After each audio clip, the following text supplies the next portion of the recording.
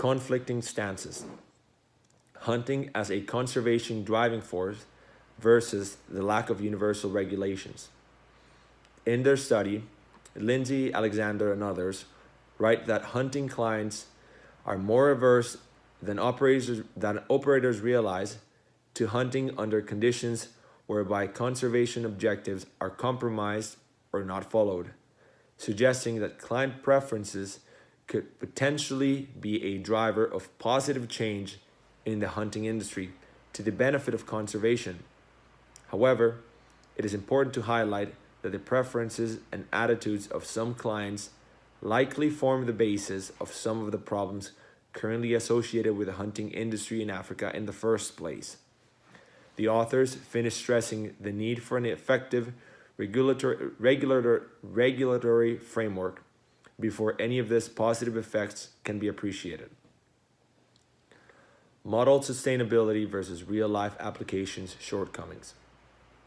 Miller, Baum, and others drew simulation models that suggest that sustainable hunting of African lions may be achieved by restricting offtakes to lion males old enough to have reared offspring. The results indicate that age-based hunting is somewhat feasible for sustainably managing threatened and economically significant species such as the lion, but this is not a one-size-fits-all solution. It must be guided by rigorous training, strict monitoring of compliance and error, and very conservative quotas.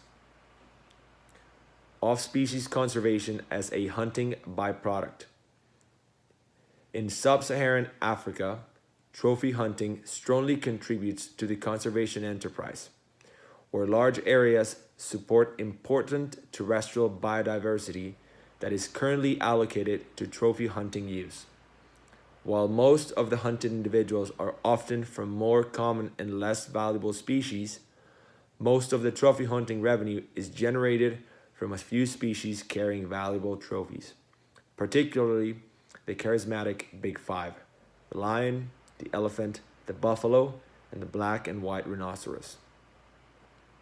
Habitat destruction versus hunting as conservation. In their location-specific study, Crouse and others showed that large carnivores have become increasingly rare in West and Central Africa as a consequence of rapid habitat destruction and lack of resources for protected area management. Their study suggests that overhunting may be having a strong additive effect, precipitating declines in large carnivore numbers across the complex. Relevant to note that although there were no significant density disparities between medium to larger species of ungulates, leopards, and spotted hyenas, lions, however, occurred at significantly lower densities in the hunting zones, and even in the national parks occurred at significantly lower densities than prey biomass would predict, thus singling out lions as an outlier.